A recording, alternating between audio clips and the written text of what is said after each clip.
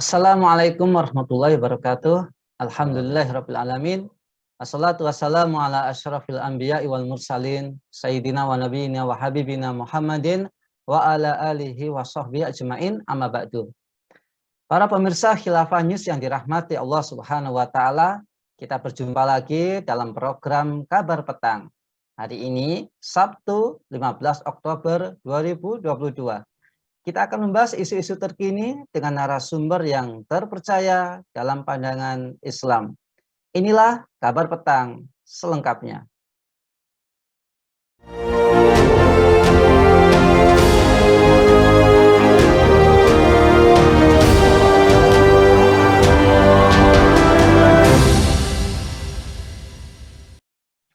Akun Twitter Polresta Malang Kota @Polresta Makota mengunggah foto para anggota polisi Polresta Malang Kota bersama-sama bersujud dan meminta maaf kepada para korban tragedi Kanjuruhan.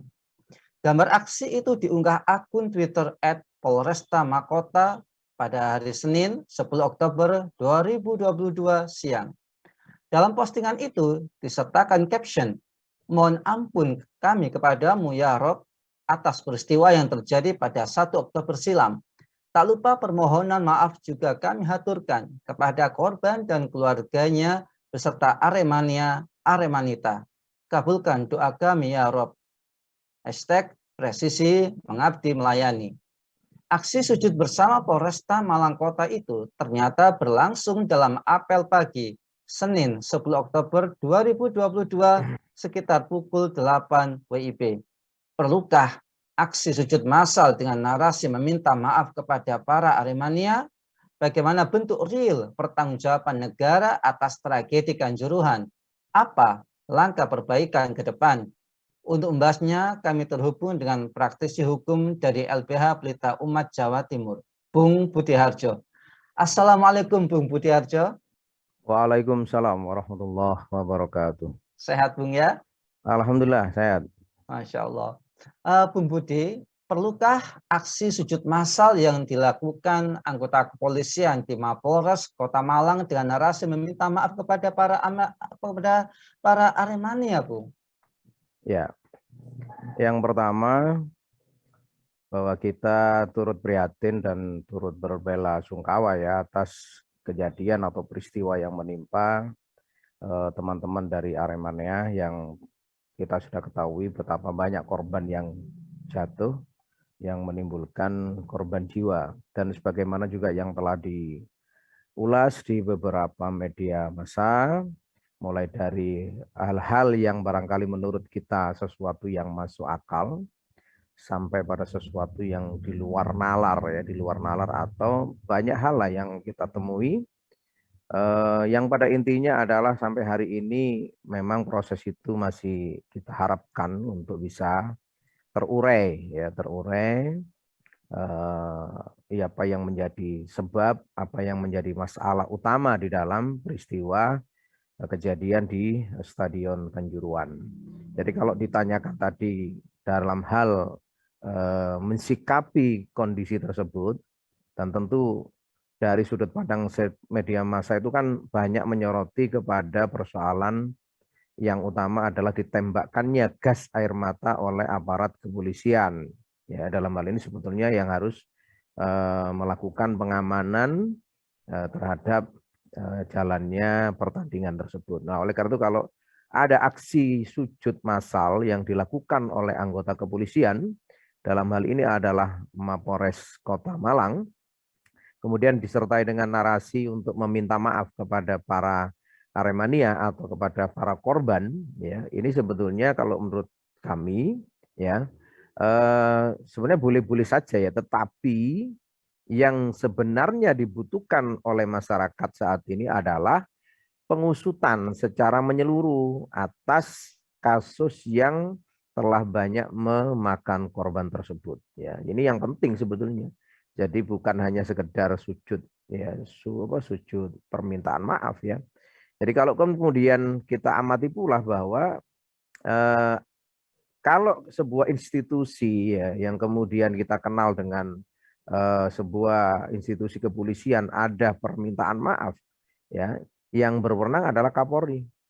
Ya, jadi kalau kita berbicara tentang bahasa organisasi ya, maka seharusnya Kapolri selaku pucuk pimpinan dari institusi kepolisian Republik Indonesia ini yang meminta maaf kepada publik. Nah, dalam konteks bahasa komunikasi, organisasi atau lembaga atau institusi itu kan ada cara-cara tertentu ya untuk meminta maaf kepada publik. Jadi tidak kemudian harus dengan sujud permohonan maaf seperti itu. Nah, oleh karena itu kalau kemudian merujuk kepada strategi krisis corporate atau apologia, yakni organisasi yang telah melakukan kesalahan kepada publik dan meminta maaf itu, maka sebetulnya ya tujuannya adalah mengakui atas kesalahan, ya, mengakui atas kesalahan dalam rangka untuk mengurangi sanksi sosial.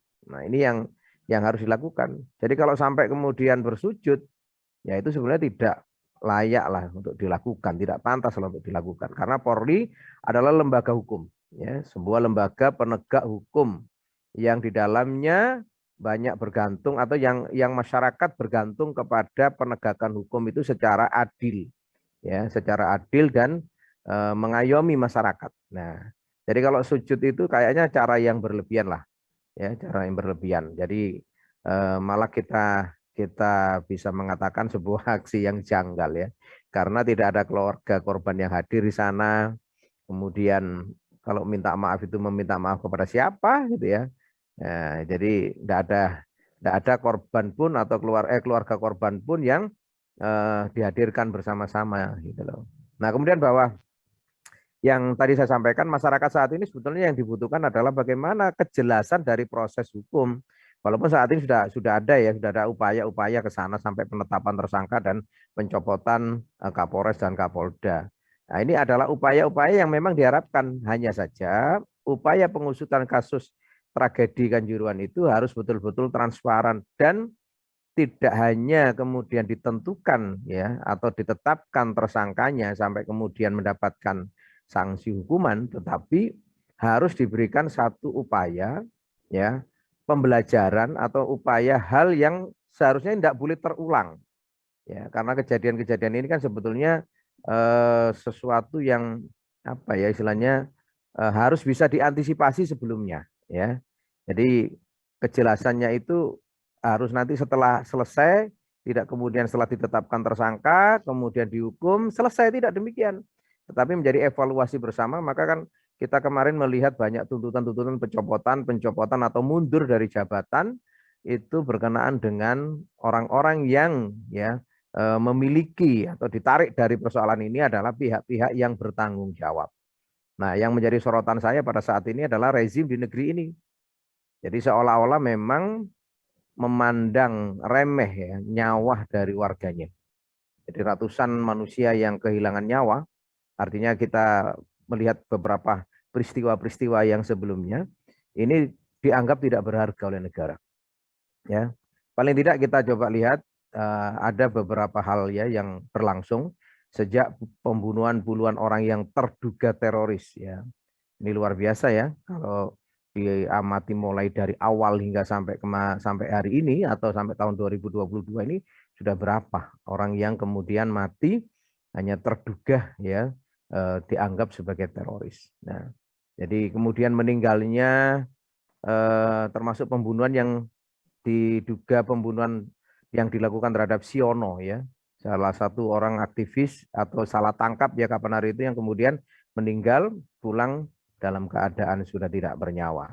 Kemudian kita juga ingat betapa ratusan orang petugas apa itu namanya KPPS ya pada pemilu 2019 yang lalu.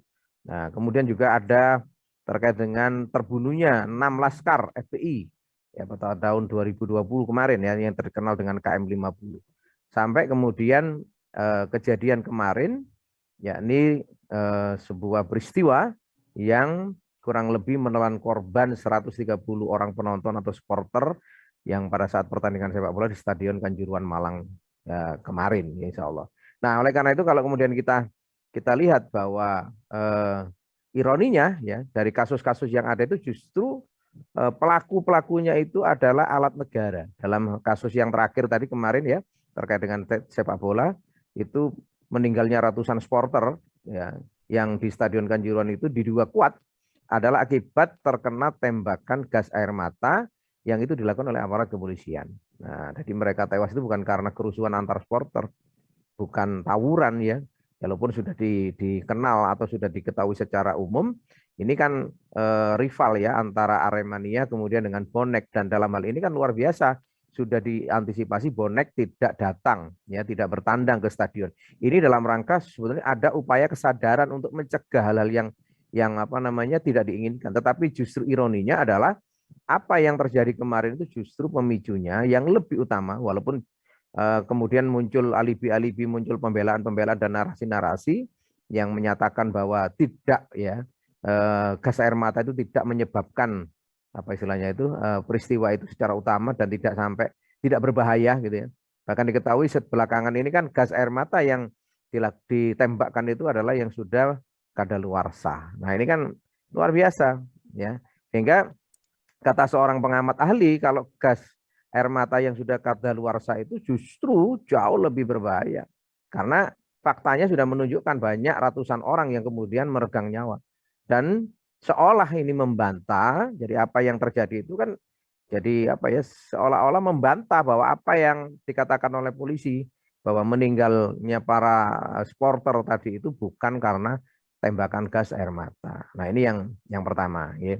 Nah, yang kedua, bahwa di sisi lain ya, di sisi lain kalau kemudian kita amati bagaimana kemudian klaim dari presiden kita Bapak Jokowi yang menyebut seolah-olah ketidaklayaan stadion itu. Jadi menjadi penyebab utama meninggalnya ratusan supporter itu katanya stadionnya tidak layak. Nah, jadi artinya justru ini pengalian, seakan-akan yang disalahkan adalah pintu, kemudian anak tangga yang terlalu ini tajam gitu ya. Nah, tidak ada sama sekali yang kemudian menyinggung apalagi menyalahkan pihak aparat kepolisian yang nyata-nyata telah melakukan pelanggaran hukum di lapangan. Nah, ini yang sangat ironis sekali. Sampai saat ini pun tidak ada satupun dari pihak pemerintah yang mau secara langsung menyatakan bertanggung jawab.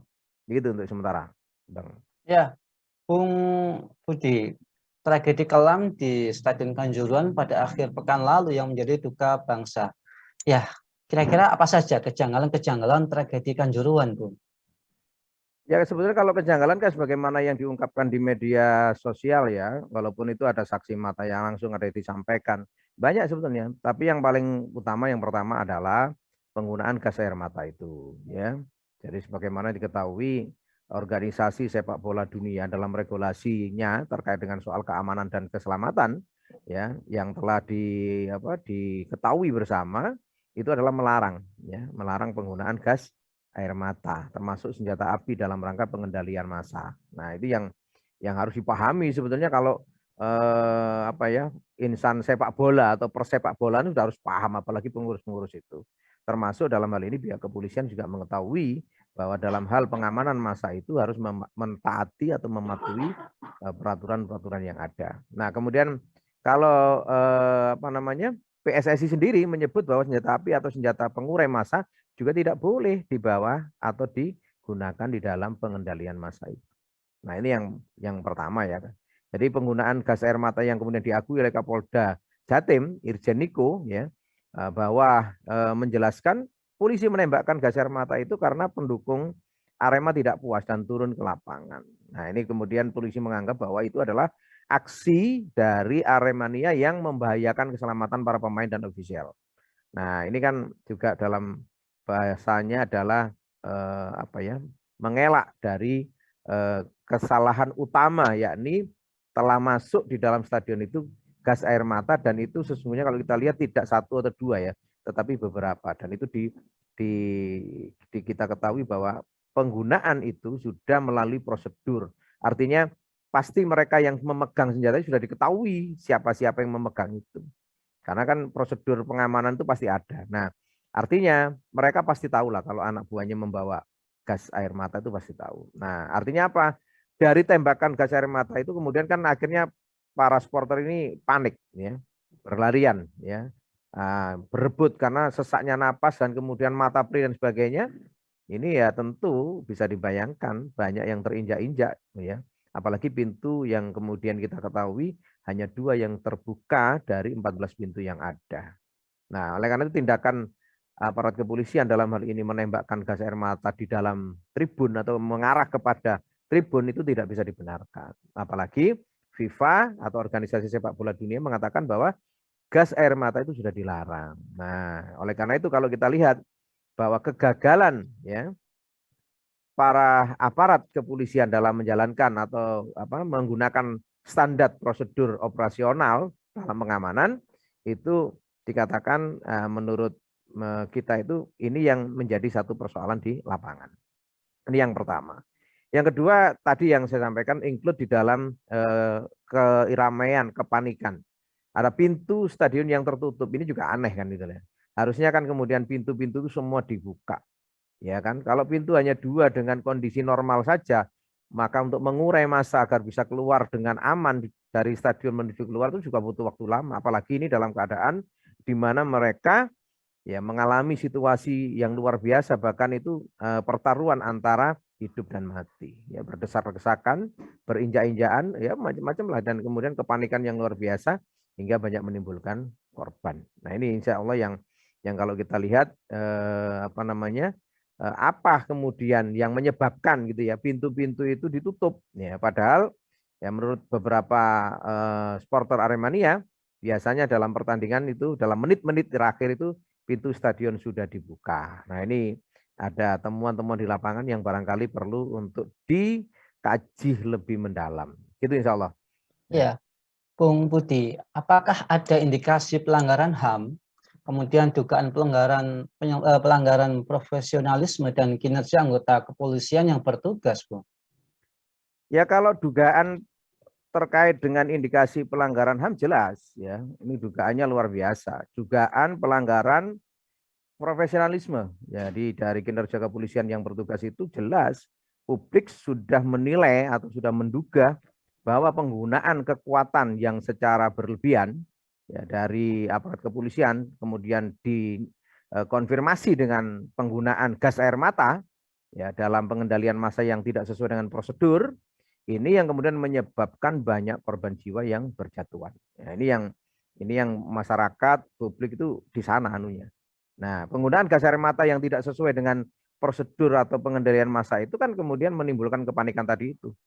Nah, sehingga diperparah lagi dengan tadi pintu tidak dibuka, kapasitas penonton ya yang over yang luar biasa lebih dari 38.000 seharusnya itu sampai kemudian kemarin masuk ke data itu sekitar 42.000. Ini yang juga menjadi sebab juga atau menjadi memperparah kondisi tersebut. Nah, kemudian kalau dikatakan bagaimana kemudian dengan standarisasi atau safety and security regulation yang dicanangkan oleh lembaga atau oleh Badan Sepak Bola Dunia dalam hal ini FIFA di pasal 19 itu kan menegaskan bahwa penggunaan gas air mata dan senjata api itu dilarang dalam rangka pengamanan massa di dalam stadion. Nah, jadi kalau kemudian kepolisian ini ya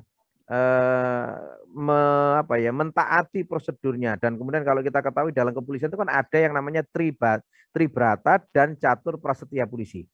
Nah, kalau menganut 2 hal ini dan ini kemudian dibaca, dipahami, diamalkan gitu ya, yang di dalamnya adalah inti-inti mengajarkan kebaikan dan kebenaran, maka tidak akan terjadi itu. Ya, tidak akan terjadi karena tugas pokok dari kepolisian itu adalah memelihara keamanan ya dan ketertiban masyarakat.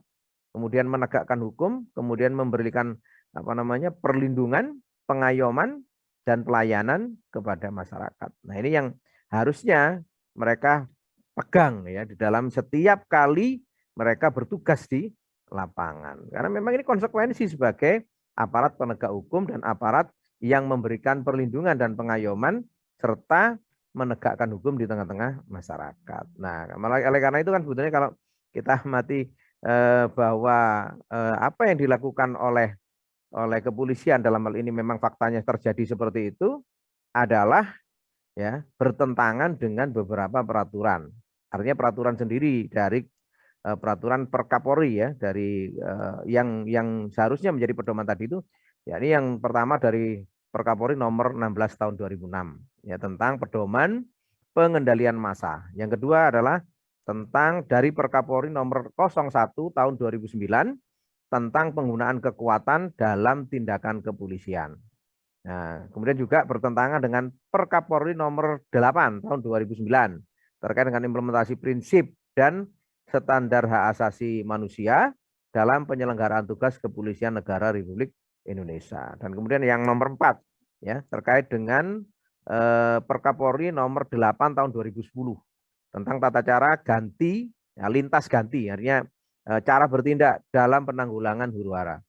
Juga yang berikutnya adalah bertentangan dengan per Kapolri nomor 2 tahun 2019 terkait dengan pengendalian huru hara. Nah, maka pertimbangan dari beberapa hal yang saya sampaikan tadi bahwa kami menilai bahwa penanganan aparat di dalam mengendalikan massa ini berpotensi terhadap ya dugaan ya pelanggaran HAM ya dengan meninggalnya ratusan korban jiwa dan ratusan lain yang menderita luka-luka. Maka dari pertimbangan tersebut kami menilai ya, potensi yang ditimbulkan terhadap dugaan pelanggaran HAM itu tadi dengan meninggalnya ratusan orang ya, maka ini ada unsur-unsur yang harus dievaluasi dan harus ada apa itu namanya penegakan hukum atas itu. Nah ini yang pertama ya. Nah kalau kemudian kita katakan bahwa kekacauan-kekacauan tadi itu disebabkan oleh yang opini berkembang itu banyaknya massa terinjak-injak, itu bagian dari upaya-upaya yang menurut saya adalah upaya untuk mengalihkan dari isu yang utama. Sementara itu, Bang. Ya, Bung Budi, siapa saja yang harus bertanggung jawab atas tragedi Kanjuruhan, Bung? Dan bagaimana bentuk pertanggungjawaban dan perubahan nyata ke depan pasca tragedi yang mengerikan tersebut? Ya, kalau ditarik siapa yang kemudian bertanggung jawab, kalau di aparat penegak hukum itu kan 3 jabatan di atasnya itu ikut bertanggung jawab. Ya, jadi ini luar biasa memang dan ini sesungguhnya kita sudah apresiasi ya terhadap kepolisian yang memiliki pola-pola pengamanan yang standarisasi SOP-nya sedemikian rupa. Memang prakteknya kemudian di lapangan terjadi pelanggaran lah itu maka harus ada tindakan, harus ada upaya untuk menyelesaikan itu. Dan upaya pertanggungjawaban atas tragedi Kanjuruhan itu kan ya adalah bentuk tanggung jawab dan ada evaluasi agar ke depan menjadi sebuah apa istilahnya ya perubahan yang nyata sehingga tidak terjadi berulang gitu loh. Sehingga masyarakat ini bisa memiliki kepercayaan terhadap aparat kepolisian. Nah, oleh karena itu kalau kemudian ditarik yang pertama yang bertanggung jawab adalah tentu aparat kepolisian. Ya, jadi kita mengecam tindakan yang dilakukan oleh aparat itu terhadap para supporter dengan tidak mengindahkan berbagai aturan ya, termasuk khususnya implementasi prinsip HAM Polri. Ini yang pertama ya. Kemudian yang kedua, ada pihak lain yakni PSSI ya. Ini tidak boleh kemudian lepas tangan atau hanya permintaan maaf ya, tidak boleh atas tragedi Kanjuruhan ini. Ya, maka federasinya harus bertanggung jawab untuk menuntaskan kasus ini. Nah, kemudian yang ketiga adalah panitia, ya, panitia pelaksana atau panitia laga antara Aremania, ya, Arema dan siapa itu Persibaya. Jadi ini harus bertanggung jawab. Bagaimana panitia itu mulai dari awal hingga akhir harusnya mempertimbangkan dan memprediksi semua hal, ya, karena ini menjadi bentuk keseriusan dalam rangka untuk menyelenggarakan satu event yang sebetulnya ini kalau kita amati banyak yang mengatakan hanya apa ya kepentingan ekonomi ya. Jadi industri sepak bola yang menjadi apa acuan utama, sedangkan hal-hal yang lain yang harus diperhatikan diabaikan. Ini maka PSSI apa panitia pelaksana dari laga pertandingan tersebut juga harus bertanggung jawab. Nah, yang kemudian berikutnya adalah Kapolda Jawa Timur yang kemudian kita ketahui sekarang sudah dicopot. Ya, ini juga bertanggung jawab. Kenapa? Karena beliaunya adalah memegang apa namanya keamanan ya wilayah hukum tertinggi di Jawa Timur ya sehingga harus bisa kemudian memastikan keamanan di wilayah hukumnya. Jadi apapun yang terjadi di bawah memang menjadi tanggung jawab dia karena dia adalah kepala tertinggi Kapolda Jawa Timur. Nah, sehingga kalau dikaitkan semuanya itu harus segera, ya, negara itu harus segera untuk kemudian melakukan penyelidikan dan mengusut semuanya sampai betul-betul jelas sehingga memberikan rasa keadilan kepada semua pihak, termasuk utamanya kepada para keluarga korban, ya. Kita bisa membayangkan korban yang meninggal itu ratusan, orang tua dari mereka pasti akan sangat bersedih, pasti akan, ya kalau mereka terima itu mungkin mereka bersedih, kalau nggak terima mereka mengutuk dan membenci. Bisa jadi ini persepak bolaan itu akan dibenci seumur hidup, kan begitu ya. Nah, yang berikutnya adalah bagaimana kemudian para propam, ya, dan baik itu Polri ataupun POM dari TNI untuk segera memeriksa anggota-anggotanya yang, ya, pada saat itu sedang bertugas dalam peristiwa tersebut. Insya Allah seperti itu. Iya, terakhir Bung Budi, bagaimana bentuk real pertanggungjawaban negara atas tragedi Kanjuruhan? Lantas apa langkah perbaikan ke depan, Bung? Ya kalau bentuk realnya ya, yang pertama negara tadi itu harus hadir, harus ikut bertanggung jawab dan menjadi apa ya, menjadi eh, pihak yang betul-betul mengusut sampai selesai dengan memberikan jaminan keamanan, jaminan keadilan, jaminan apa ya, hukum, kepastian hukum bagi para korban dan keluarganya. Nah, untuk memperoleh keadilan, ya. Karena kan sebetulnya mereka menonton sepak bola itu kan untuk hiburan, ya, untuk kesenangan, ya. Nah, tapi justru merenggut nyawanya ini tentu sesuatu yang tidak bisa dibenarkan. Nah, dan yang kedua adalah kecerobohan negara dalam hal ini turut berkontribusi di dalam tragedi yang kemudian kita ketahui makan korban banyak itu, harus ada pihak yang bertanggung jawab dan menjadi tersangka. Walaupun ini banyak yang mengatakan, lu kan sudah ditetapkan tersangka. Iya, tapi harus terus diusut sampai selesai. Karena ini menjadi salah satu pertaruhan, ya, kewibawaan baik negara ataupun instansi kepolisian dalam hal ini adalah membangun kembali citra kepercayaan itu di tengah-tengah masyarakat sehingga kepolisian itu sebagai pihak pengayom masyarakat itu bisa kemudian diwujudkan. Nah, kemudian yang berikutnya adalah kalau kita ketahui harusnya ada dari pihak-pihak tertentu atau para pemegang pemangku, ya, kewenangan pada saat peristiwa terjadi itu mundur dari jabatannya. Ya, kenapa mundur? Karena dianggap lalai, ya, tidak bisa memberikan rasa aman, tidak bisa memberikan rasa nyaman dalam pelaksanaan event tersebut, ya. Jadi tidak bolehlah kemudian mengambing hitamkan atau justru menyalahkan pihak-pihak yang lain. Harusnya budaya malu mengakui kekurangannya, mengakui kelalaiannya itu juga ditunjukkan dengan cara mundur dari jabatan sebagai bentuk, ya, ini ya, tanggung jawab dia.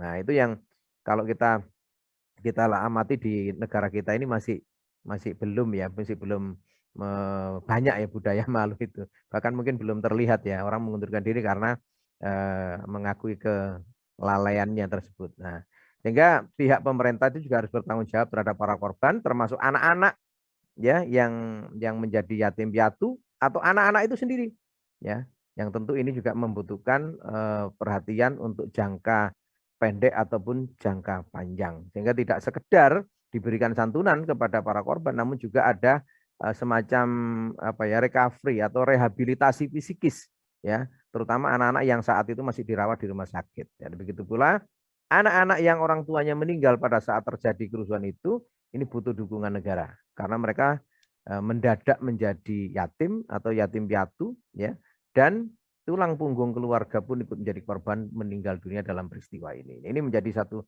hal yang harus selesai dan harus ada pendataan karena ini nyawa, ya. Walaupun banyak harus diketahui sampai berapa korban dan kita masih terus mengikuti update sampai berapa korban terhitung sampai terakhir hari ini. Ya, Demikian, Bang. baik. Terima kasih Bung Budi Harjo atas pemaparannya dan semoga kita semua berdoa semoga tragedi ini tidak terulang kembali dan Amin. berharap agar semua pihak yang bertanggung jawab ini bisa diberikan sanksi yang selayaknya dan semoga juga sistem yang menaungi kedoliman ini segera diganti dengan yang lebih baik, tentunya itu harapan kita semua. Baik, terima kasih Bung Budi Harjo, semoga sehat dan sukses selalu Bung.